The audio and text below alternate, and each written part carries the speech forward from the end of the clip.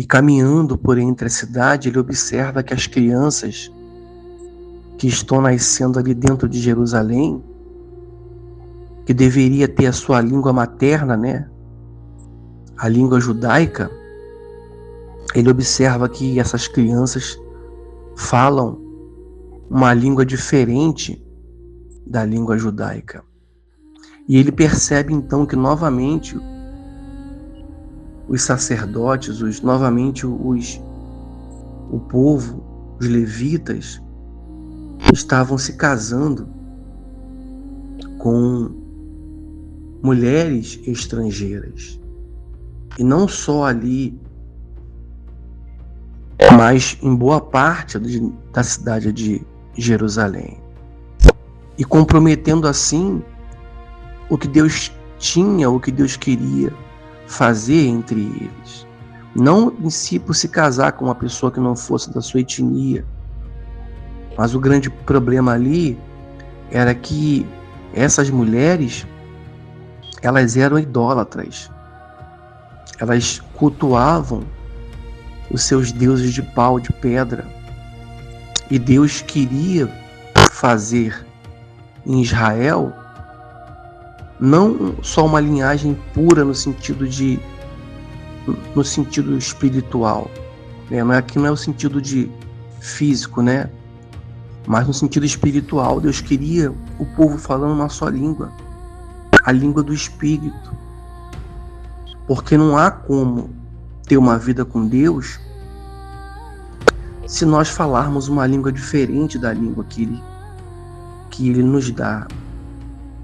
Por isso que ele fala mais tarde lá, mais à frente, que os vinhos não se misturam, né? O que isso quer dizer? Que não se pode uma pessoa de Deus, né, se ajuntar com uma pessoa que não é, porque são princípios e valores diferentes. São princípios e valores diferentes. Era isso que Deus estava vendo ali, naquela altura. Então, como que a pessoa ela vai servir a Deus e vai servir ao mesmo tempo o mundo? Não tem como, são princípios diferentes. O que rege a vida do cristão é a palavra de Deus. O que rege a nossa vida, a conversão. O que é a conversão? A conversão é a mudança de direção. A gente andava em uma direção, a gente passa a andar em outra. A conversão é a mudança, é uma mudança brusca em nossa vida de direção.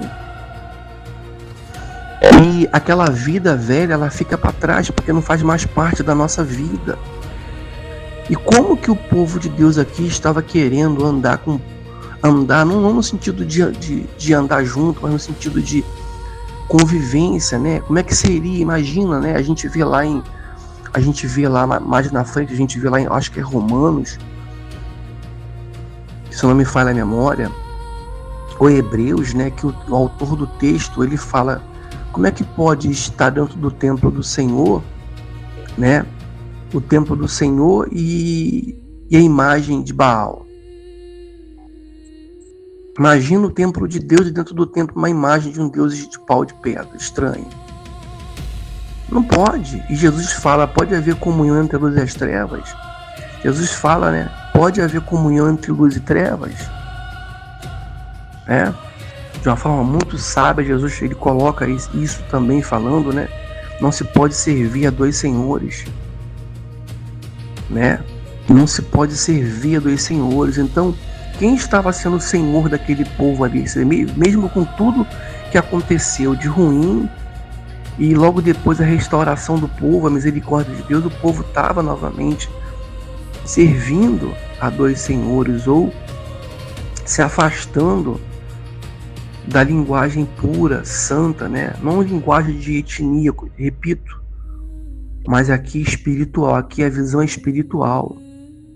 E Neemias termina esse capítulo junto com Esdras, né? Forçando o povo a se desvencilhar de tudo que não presta, tudo que desagradava a Deus. Costumes, né? Tradições. E de uma forma até um pouco mais severa, alguns ele diz que ele arranca a barba, puxa o cabelo, né? Num ato não de ferir, mas de revolta, porque estava tudo se repetindo.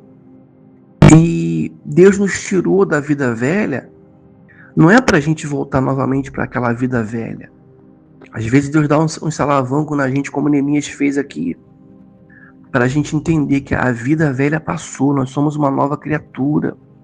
E não podemos mais nos misturar com o vinho desse mundo, com o vinho dessa vida. E aqui a gente termina o capítulo de Neemias, né? Meditando nessa gloriosa história. Que Deus te abençoe, a você que chegou até aqui conosco.